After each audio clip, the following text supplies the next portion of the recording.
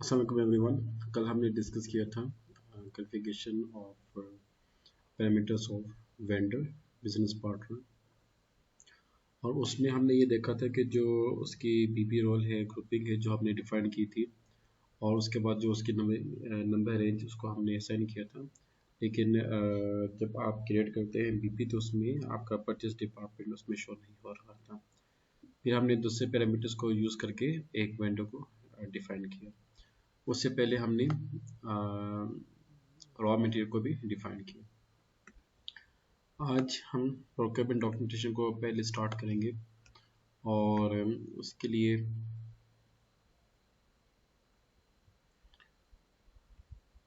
उसके लिए क्या है, सबसे पहले creation of purchase requisition. Purchase requisition basically होता है कि जो परचेज डिपार्टमेंट है, इसको जो रिक्वेस्ट आती है वो किस डिपार्टमेंट ने देनी है। क्या वो स्टोर डिपार्टमेंट होगा, प्रोडक्शन डिपार्टमेंट होगा, सेल्स डिपार्टमेंट होगा, या कंपनी के एसओपी के मुताबिक कोई भी कंसर्न डिपार्टमेंट वो उसको रिक्वेस्ट कर सकते हैं।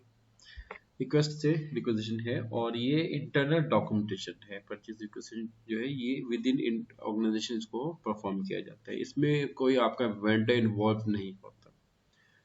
और ये एक चीज नोट कीजिएगा कि कुछ ऐसे डॉक्यूमेंट्स हैं जिनकी ना ही जनरल एंट्री पोस्ट की जाती है और ना ही वो वैलिड होते फॉर कोर्ट। अब वेट फॉर कोर्ट का कहने का मकसद यहाँ पे ये था कि बाज़ का जब आप कोई भी कम्युनिकेशन करते हैं किसी भी आउटसाइडर से, चाहे वो कस्टमर हो या वेंडर हो, तो आपका वो कम्युनिकेशन एक लीगल डॉक्यूमेंट इख्तियार कर जाता है, और आप बाउंड होते हैं कि उस लीगल डॉक्यूमेंट पे जो भी आप टर्म्स एंड कंडीशंस हैं, जो भी आपकी उसमें पॉइंट्स हैं, आप उसको टाइमली फुल करने के लिए आप रिस्पॉन्सिबल होते हैं।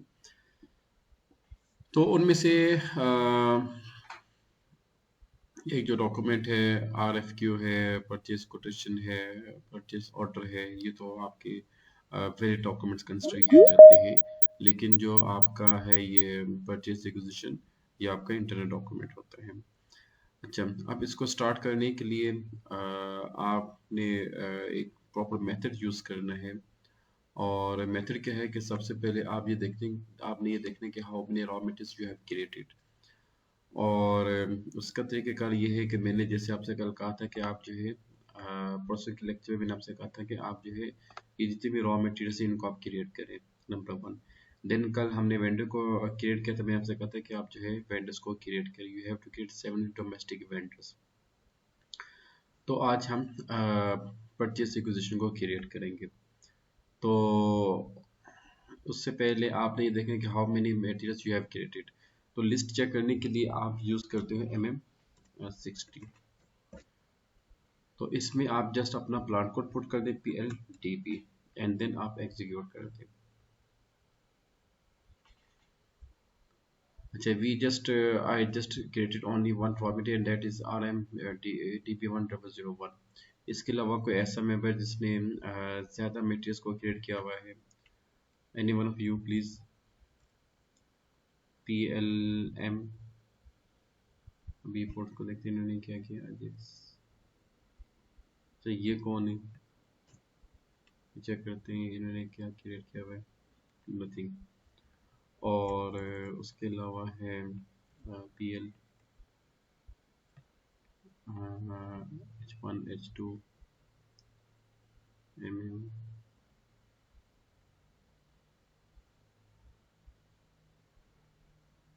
नो। अच्छा, PL S1, नो। अच्छा, एक तो आपने इसको क्रिएट करना है, सेकंड है ठीक होता है MKVZ। ये लिस्ट ऑफ सप्लायर्स आते हैं, बाकी लिस्ट ऑफ सप्लायर्स की अभी यहाँ पे ज़रूरत नहीं है। अच्छा, हम जस्ट आते हैं लॉजिस्टिक्स, देन आप आ जाए MM, then purchasing, then purchase requisition, then create ME51N।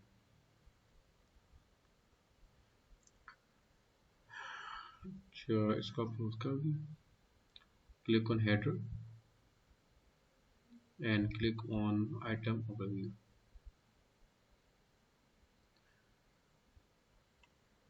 हाँ जी, इसमें आप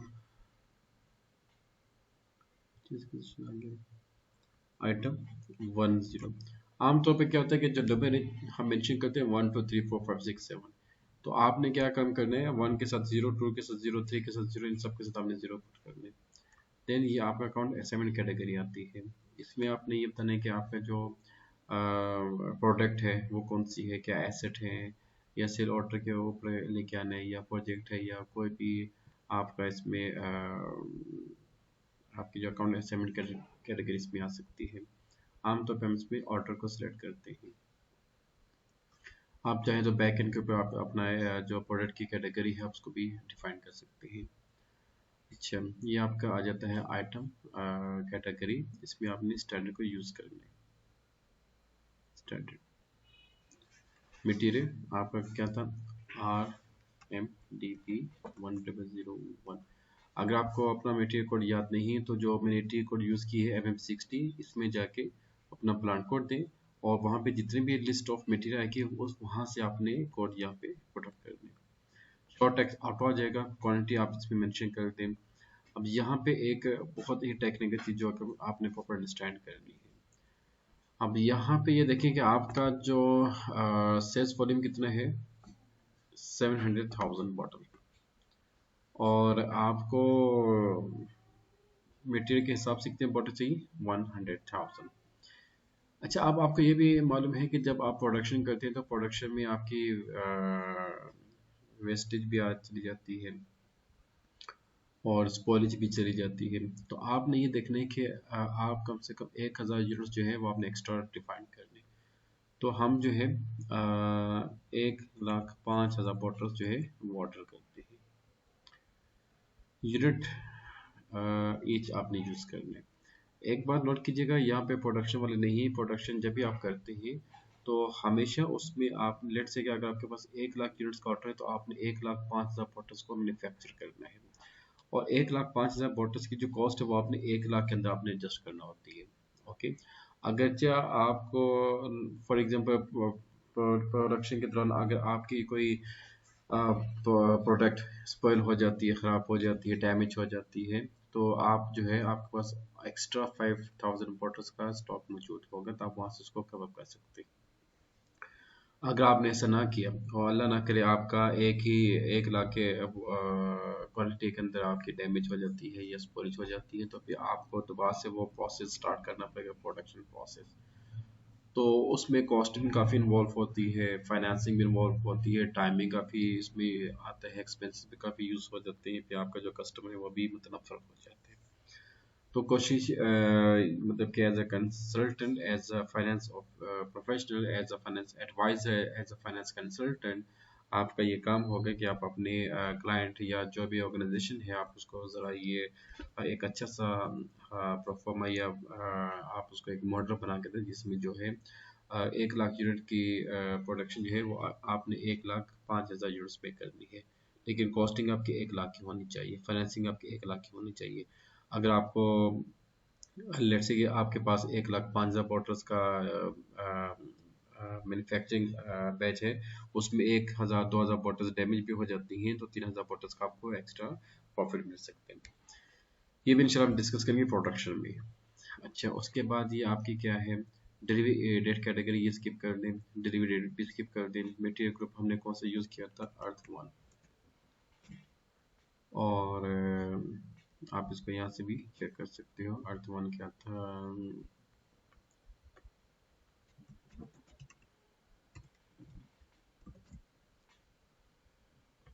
सॉफ्ट मटेरियल, क्योंकि बॉटल जो है आपका सॉफ्ट मटेरियल है। नेक्स्ट प्लांट है PLDP, लोकेशन SN01। अब यहाँ पे मैंने स्टार्टिंग के लेक्चर में मैंने आपसे एक चीज़ ये की थी कि अगर हमने 5 प्रोडक्शन डिपार्टमेंट्स को डिफाइन किया है तो हमने हर डिपार्टमेंट के जो स्टोर्स थे उनको अलग अलग डिफाइन किया। तो यहाँ पे हमने ये देखने कि भाई अगर आप वाटर की परचेजिंग करने जा रहे हैं तो वाटर जो है वो किस प्लांट में यूज़ होता है, फिर आपने उसका स्टोर को भी डिफाइन करना है। अगर आपने इंग्रेडिएंट्स को यूज़ करने पे इंग्रेडिएंट्स को आपने देखना है किस डिपार्टमेंट में यूज़ होगा और कौन से स्टोर में यूज़ होगा। परचेज ग्रुप ये स्किप कर दें, एक्विजिशनर स्किप कर दें, ट्रैकिंग फिक्स्ड वेंडर ये सब चीज़ें जो है आप इसको स्किप कर दें। ओके, देन आप इसको एंटर कर दें। अच्छा, अब यहाँ पे देखें कि ये जो है आपका वो आ रहा है स्टेटस क्या आ रहा है, रेड आ रहा है। अब यहाँ पे आपसे कह रहे हैं कि अकाउंट असाइनमेंट के अंदर आप जीरो अकाउंट को जो है वो आप भी मेंशन करें और कॉस्ट सेंटर को भी मेंशन करें। अब इसके दो तरीके हैं, या तो हम फील्ड स्टेटस फील्ड पे जाके हम वहाँ पे उसके कुछ एडजस्टमेंट कर दें, या फिर आप जो है जीरो अकाउंट्स को डिफाइन कर दें। ये भी कंपनी की पॉलिसी के ऊपर डिपेंड करता है कि कंपनी की पॉलिसी क्या कहती है। एक्चुअली ये जो यहाँ पे जीरो अकाउंट मेंशन करने का मकसद ये होता है कि आपको मालूम है कि आपकी जो आपका जो परचेजिंग है वो तो आपकी जारी होती है कॉस्टिंग में, लेकिन फाइनेंस चूँकि फाइनेंस डिपार्टमेंट ने पेमेंट करनी होती है, फंडिंग देनी होती है, तो उसके पास ऑटोमेटिक रिपोर्ट चली जाती है। तो हम दोनों ऑप्शन भी यूज़ कर सकते हैं। और फिर स्टेटस के लिए आप बैकएंड पे आ जाए, इस पे आ रहा हूँ। बेसिकली ये बताने का मकसद ये है कि आपको मालूम हो कि फील्ड स्टेटस वेरी की लॉजिक क्या है। Measures fields define field status variant।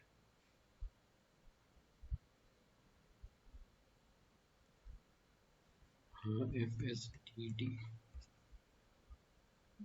Double click कर दो, सॉरी इसको सिलेक्ट करके then double click on this one.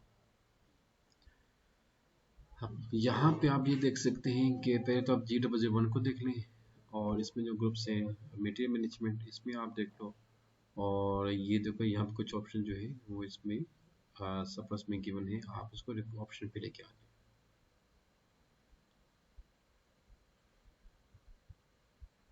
अच्छा, इससे पहले क्या है, और ये भी सब जो है इसमें यहाँ पे एडजस्ट कर दिया।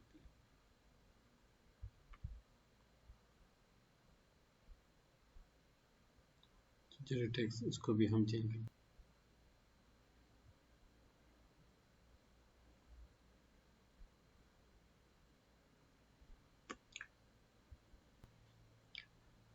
नेक्स्ट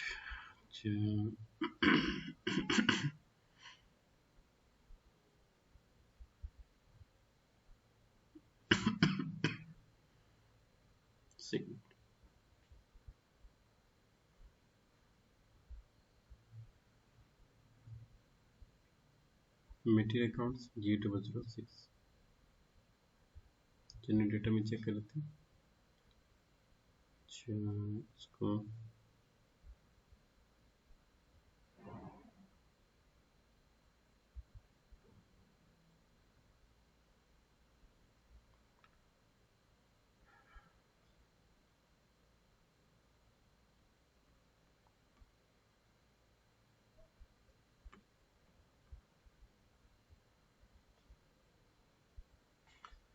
पेमेंट ट्रांजैक्शन से चलिए इसको सेव करते हैं। जॉब सब चेक करते हैं कैसे क्या चेंजेस हुई।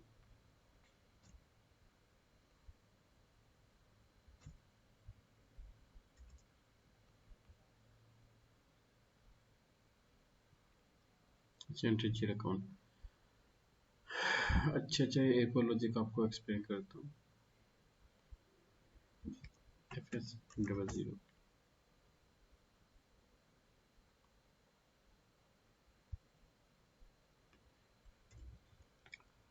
DB01 डॉट एक्सपेंस, इसमें जितने भी आपके हैं क्या उसे कहते हैं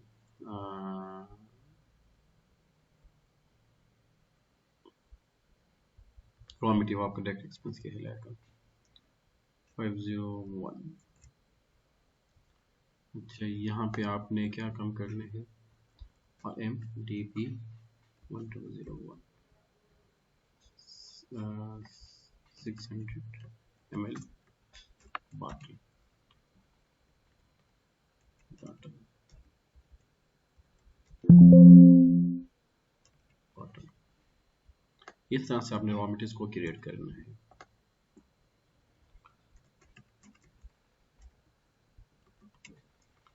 परचेज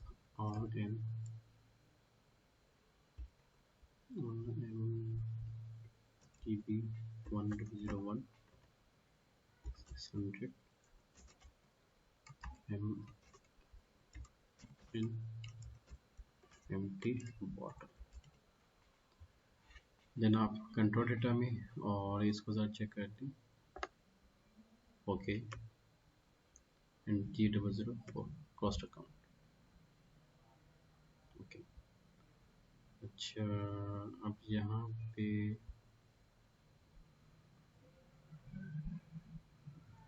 इसको ड्रॉप लिस्ट करें और ये आपका आ गया। ओके, ये आपने चेक करने कि आपका जो मटेरियल कौन सा है, RM-DB-1001 ml एम्प्टी बोतल। सेम आपने इसको क्रिएट करके इसको सिलेक्ट कर देना, एंटर करें। अच्छा, अब अगला एरर ये कह रहे हैं कि account 105 question account estimate arrive into cost accounting. अब वो ये कहते हैं कि आपने जो ये जो अकाउंट क्रिएट किया है ना, इसका आपने कॉस्ट सेंटर को भी डिफाइन करना है। तो कॉस्ट सेंटर के साथ इंटरलिंक करना है। अब कॉस्ट सेंटर हम देखते हैं कि कॉस्ट सेंटर क्या बना है या नहीं ये बना हुआ। एक मिनट, कॉस्ट सेंटर में देखते हैं इसमें क्या कुछ है। अच्छा, आप में से कोई भी ऐसा मिस्टर हैदरुद्दीन, आप कोशिश कीजिएगा कि इसके जितने भी जो ऑप्शन हैं आप उसको जो है ऑप्शन एंट्री पे लेके आ जाए, ताकि मतलब कि वो जो वो नोटिफिकेशन आ रहा है उसको हम सॉल्व कर सके। अच्छा, हमने क्या करना था कि S01। अच्छा, कॉस्ट सेंटर मैंने आपको एक लिस्ट दी थी जिसके मुताबिक हमने कॉस्ट सेंटर को डिफाइन किया था, कॉस्ट सेंटर ग्रुप को। तो परचेजिंग किस में आया था, आपको कोई मालूम है परचेजिंग का क्या कोड था? अगर नहीं तो मैं आपको ज़रा एक्सप्लेन कर दूँ। अच्छा, इसमें हमने कुछ डिफाइन किया था कॉस्ट सेंटर। परचेज किस में आ रहा है, प्रोडक्शन में, प्रोक्योरमेंट में आ रहा है। तो ये था 1000, 1000, 2000, 3000, 4000, 5000, 6, 7। तो 3001 ये इसका टी कोड, उसका सॉरी कोड था कॉस्ट सेंटर का 3001। और 01.01 is very important, ये कोनो मास्टर डेटा परचेज लिखते हैं।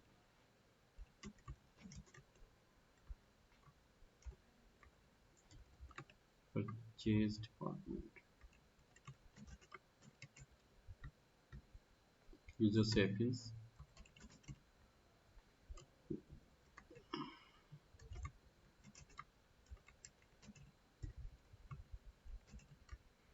डिपार्टमेंट परचेज,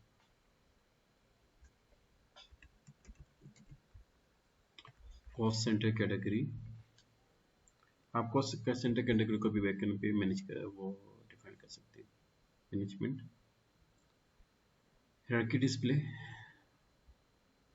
SHDB1, DADB, इसलिए आपका PKR 9001। Okay, enter and save. अच्छा, नेक्स्ट है N okay P9 new entry और कंपनी कोड है DP01। कॉस्ट एलिमेंट क्या था आपका 501। जरा कंफर्म कर ली 501 क्या था, 501 बॉटल का आ गया। कॉस्ट सेंटर क्या था 3001, ये भी आपने कंफर्म कर लिया। ओके, हाँ, enter and save, enter again.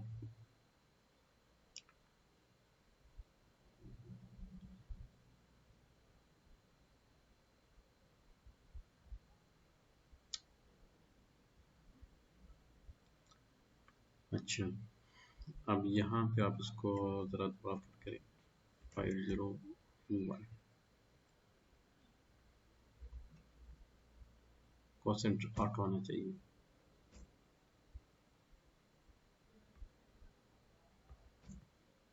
चाहिए कॉस्ट सेंटर यहाँ पे ऑटो आना चाहिए और इसको रिफ्रेश कर देना।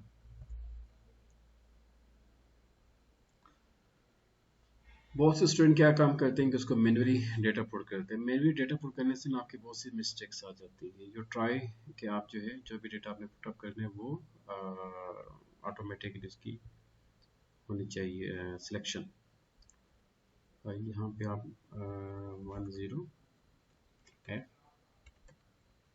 FRMDB 1001 unit each material group EARPH PLDB SN01 enter. अच्छा, यहाँ पे आप सेलेक्ट करें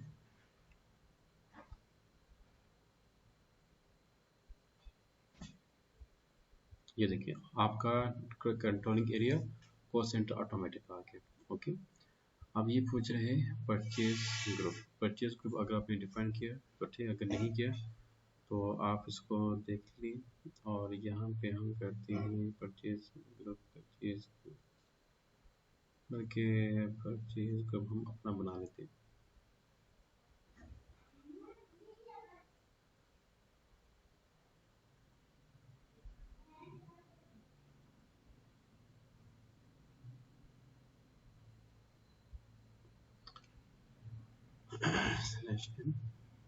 SPRO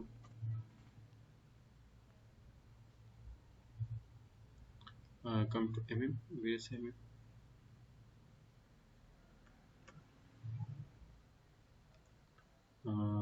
come to purchasing। इसमें परचेज ग्रुप होगा। परचेज ग्रुप कहाँ पे है? परचेज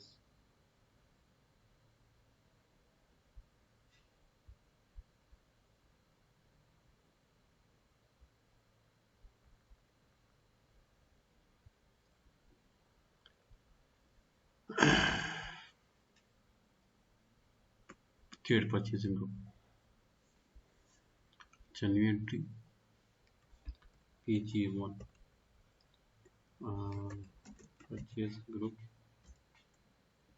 इसे 05 इसको मेंशन कर।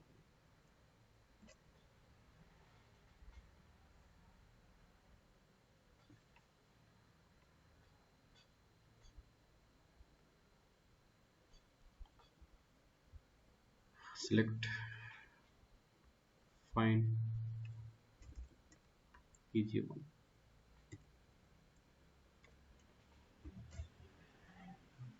select this and enter। अब ये जो है आपको वार्निंग दे रहे हैं कि जो डिलीवरी डेट है डिलीवरी कैन बी मेट, हम इसको एक्सटेंड कर लेते हैं। आज 9 है, हम इसको जो है डिलीवरी करते हैं नेक्स्ट मंडे। चलिए एंटर, तो वार्निंग खत्म हो। Okay, save it. Purchase requisition number 001000075 credited. इसकी ना ही कोई जर्नल एंट्री होगी और ना ही इसका कोई, ये आपके इंटरनल डॉक्यूमेंट हुआ। ओके, अब उसके बाद क्या होता है कि जितनी भी आप इसको रिलीज करते हैं, और इसका मतलब ये होता है कि इसको ऑफिशियली एग्जीक्यूट किया जाएगा। ओके, यहाँ पे जो फाइनेंस डिपार्टमेंट, सॉरी यहाँ पे जो फाइनेंस ऑफिशियल्स हैं, ये ज़्यादा मालूम होगा कि जब कोई भी डिपार्टमेंट अपना एक डॉक्यूमेंट को एग्जीक्यूट करना चाहे तो एग्जीक्यूट करना चाहता है तो उससे पहले उसको अप्रूव करवाते हैं फाइनेंस डिपार्टमेंट से। ओके, तो इसको हम कहते हैं रिलीज करना।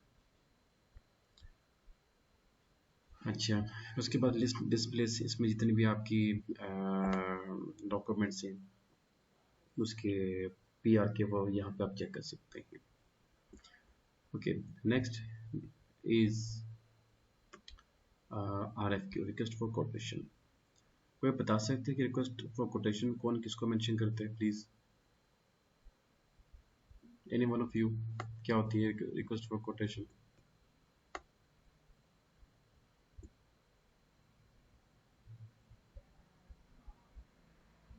वॉइस?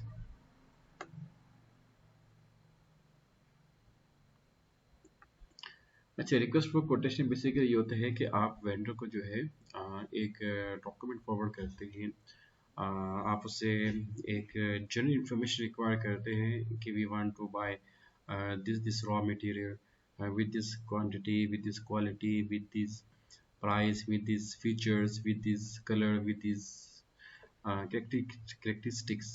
तो ये आप अपने एक ऑफिशियल डॉक्यूमेंट जो है ना अपने वेंडर को फॉरवर्ड करते हैं, आप उससे इंफॉर्मेशन एक्वायर करते हैं, जिसको हम कहते हैं रिक्वेस्ट फॉर कोटेशन। आप उससे कहते हैं भाई मुझे ये चीज़ चाहिए, ये मेरी डिमांड है, ये मेरी रिक्वायरमेंट है, आप मुझे अपने कोटेशन दें कि क्या आप मुझे ये चीज़ इसमें प्रोवाइड कर सकते हैं या नहीं कर सकते। अच्छा जी,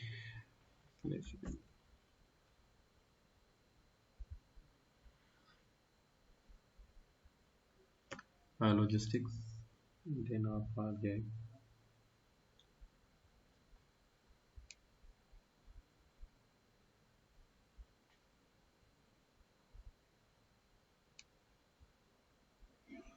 एमएम परचेजिंग।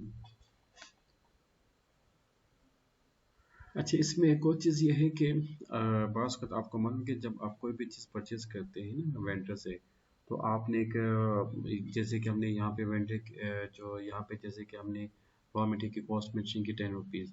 आपने अगर कराची से लाहौर या इस्लामाबाद कैरी करनी है तो उसमें ट्रांसपोर्टेशन कॉस्ट भी आती है, तो उसको कैसे एडजस्टमेंट किया जाएगा ये भी इंशाल्लाह हम डिस्कस करेंगे इसमें। Request for quotation, request for quotation जो है ये लिखा जाता है purchase department to vendor organisation. अच्छा, इसमें आपने कुछ पैरामीटर्स को यूज़ करना ए एन और कोटेशन डेडलाइन आप इसको 10 की दे दें और 2024 purchase organisation P O D P P G 1 item category standard और ये डिलीवरी टाइम डे फॉर्मेट और इसको हम कहते हैं 14.04.2025 PLDUP and SL01 and material group आपका जाएगा क्या था EARTH1। आप लोग डिफरेंट मटेरियल भी यूज़ कर सकते हैं material group. Enter purchasing organisation POTB not responsible for plant. अच्छा जी, अच्छा जी, ये ज़रा बैक बैक पे आ जाए और हमें ये देखना होगा कि जो हमने एहसान किया था ना, आप आ जाए enterprise structure, then definition, definition में नहीं क्योंकि प्लान एमएम,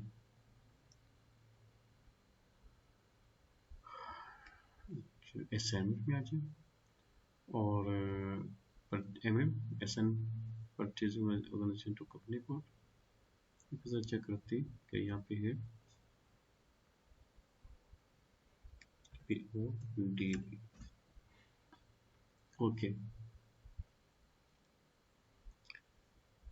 पर PO2 plant position PODB plant is not available. ये थोड़ा सा इशू आ रहा है जबकि यहाँ प्लांट पे अवेलेबल होना चाहिए।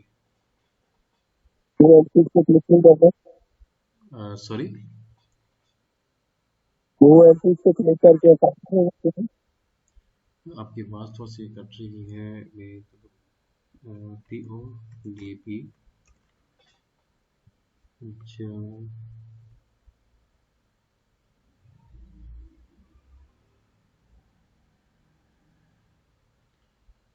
इसको तो ऐसे होना चाहिए यहाँ पे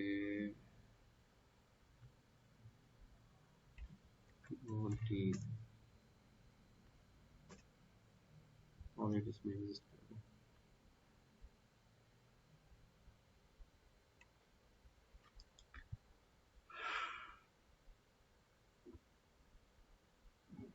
हैदर आप कुछ कह रहे थे? वो मुझे लगा न्यू एंट्री पे क्लिक करके हम प्लांट को असाइन कर सकते हैं। एक मिनट। वॉइस एक और चीज़, come to definition and come to plant maintenance, maintain plant maintenance planning, new entry PLDB। ये इसके साथ ट्राई करते हैं, शायद इससे हो जाए।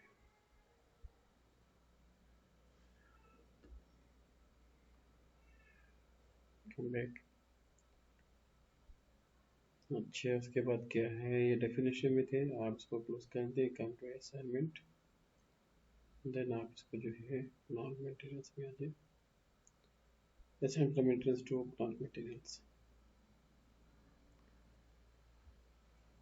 PLDB, enter, and then PLDB, enter। अब इस ट्राई से देखते हैं कि सिस्टम प्लांट को पिक कर रहा है या नहीं कर रहा। आई थिंक इसको करना चाहिए। अच्छा, हम कहाँ पे थे?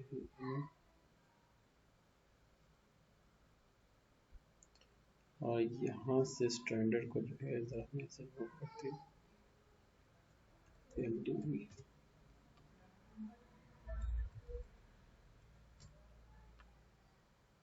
Save.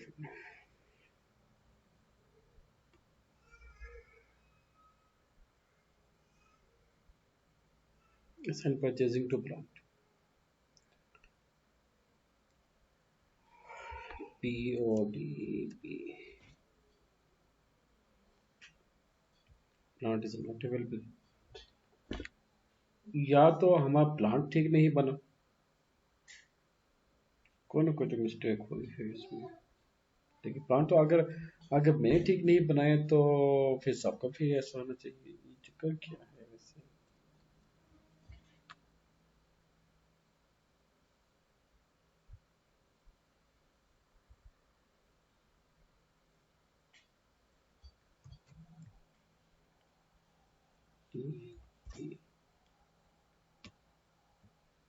POD।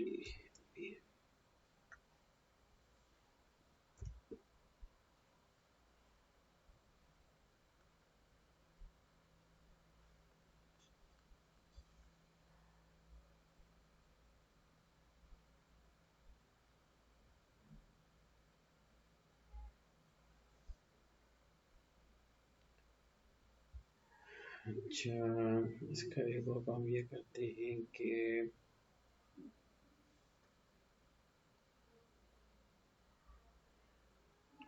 come to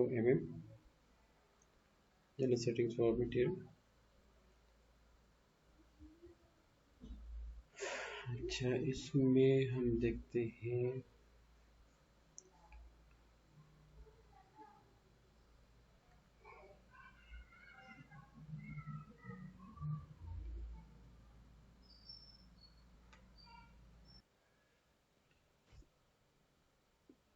student, I am facing a little bit problem. और मुझे समझ नहीं आ रहा कि भाई बैक एंड के ऊपर हमने हर चीज़ को डिफाइन किया, इसको असाइन भी कर दिया, फिर भी वो कह के purchasing organisation DB is not responsible plan.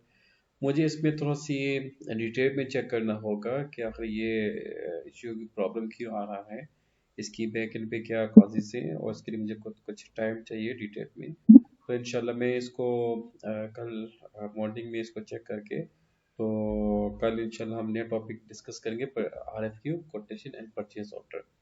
अगर कल ना क्लास हो सके तो परसों इंशाल्लाह मैं ये आपको कंप्लीट करवा दूंगा। तो तब तक आप लोग इसके ऊपर काम करें, जिनकी जो डेटा जो ये एरर नहीं आ रहा, तो वो काइंडली अपनी अच्छी सी वर्किंग करके तो वो अपने ग्रुप में शेयर कर दी। Okay, thank you so much.